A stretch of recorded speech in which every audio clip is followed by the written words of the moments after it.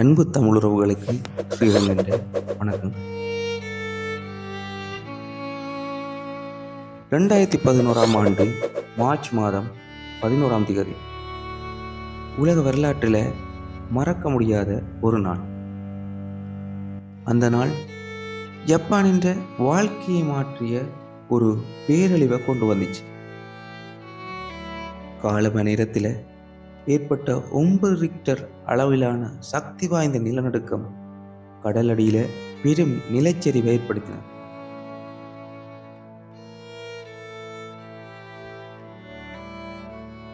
சில நிமிடங்களுக்கு பிறகு கடல் கொந்தளிச்சு எழுந்தது போல பயங்கரமான சுனாமி அலைகள் ஜப்பானின் வடகிழக்கு கரையோரத்தை நோக்கி சீறி பாய்ந்தது.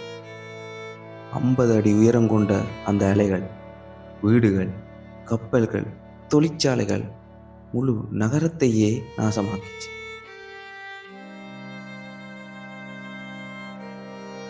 இருபதாயிரத்துக்கும் மேற்பட்ட மக்கள் உயிரிழந்துச்சு. பல லட்சம் பேர் வீடுகள் இழந்தவர். உலகமே அதிர்ந்து போனது. இந்த பேரழிவு ஜப்பான் போன்ற தொழில்நுட்ப முன்னேற்றம் பெற்ற நாடு கூட இயற்கையின் முன்னால எவ்வளவு சிறியதென்றதை உணர்த்திச்சு. ஆனால் ஜப்பான் வீழ்ந்து விடையில்லை. மாறா இந்த பேரழிவை ஒரு பாடமாக எடுத்துச்சு. இனி இப்படி ஒரு சுனாமி வந்தா உயிரிழப்பு குறைக்க வேணும் என்ற ஒரு நோக்கத்தோட உலகிலேயே மிகப்பெரிய சுனாமி தடுப்பு சுவரை கட்ட முடிவு செய்துச்சு ஜப்பான். இந்த திட்டம் சாதாரணமான ஒன்று இல்லை. சுமார் 400 கிலோமீட்டர் நீளத்தில் கடற்கரை முழுவதும் பரவியுள்ள இந்த சுவர் 45 முதல் 50 அடி உயரம் பெற கட்டப்பட்டிருக்கு. அதின் அடித்தளம் மட்டும் 20 முதல் 25 மீட்டர் ஆழத்தில் பதிக்கப்பட்டிருக்கு. இது சாதாரண கான்கிரீட் சுவர் இல்லை. இது இயற்கையின் கோபத்தை தாங்கக்கூடிய ஒரு மாபெரும் பாதுகாப்பு கோட்டை. இந்த கட்டுமானத்துக்கு முன்னுக்கு விஞ்ஞானிகள் மற்றும் பொறியியலாளர்கள் ஆயிரக்கணக்கான சோதனைகளை நடத்தினர். 2011 சுனாமியை முழுமையாக மீண்டும் உருவாக்கி அலைகள் எவ்வாறு மோதுது, எங்கு அழுத்தம் அதிகமாகுது, எங்கு சுவருடைய வாய்ப்பு அதிகமாயிருக்கு உள்ளது என்பதெல்லாம் ஆராயினர்.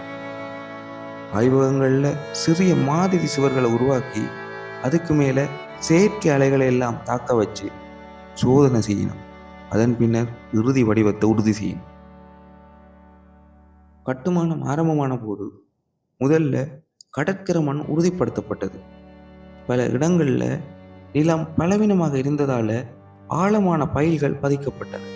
பின்னர் மிகப்பெரிய கான்கிரீட் அடித்தளம் அமைக்கப்பட்டது.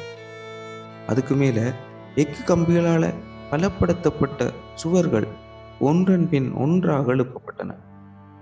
சில பகுதிகளில் அலைகளின் சக்தியை குறைக்க டெட்ராபேட் எனப்படும் சிறப்பு கற்கள் கடல் பக்கமாக அமைக்கப்பட்டிருந்தன. இவை அலைகளை உடைச்சி சுவரின் மீது விழும் அழுத்தத்தை குறைக்க உதவிச்சு. பல துறைமுகங்களில் சுனாமி எச்சரிக்கை வந்தால் தானா மூடப்படுற மாதிரி பெரிய கதவுகள் அமைக்கப்பட்டன. இவை சாதாரண நாட்களில் திறந்த நிலையில் இருக்கு.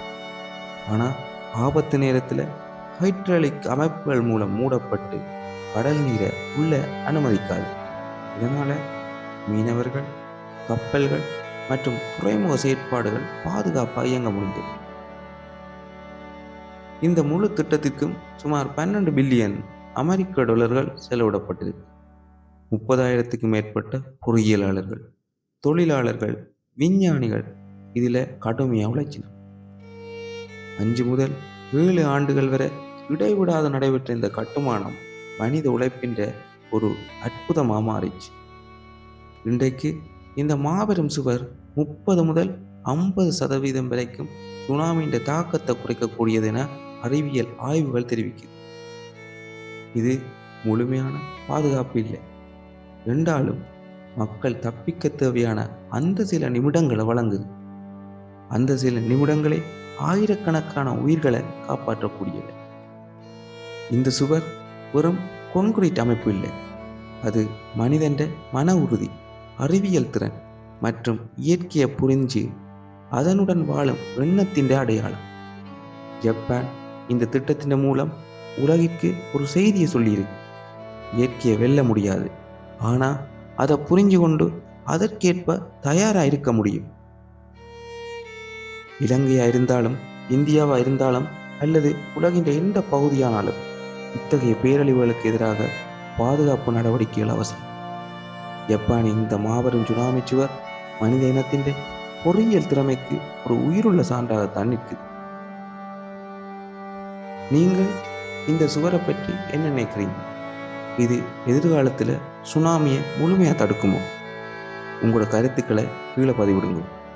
மேலும் இத்தகைய உலகின் அதிசயமான பொறியியல் கதைகளுக்காக எங்களோட சேனலை தொடர்ந்து பாருங்க. நான் ஸ்ரீரங்கன். நீங்கள் பார்த்து கொண்டிருக்கிறது கிரியேட்டிவ் யூடியூப் சேனல். நன்றி.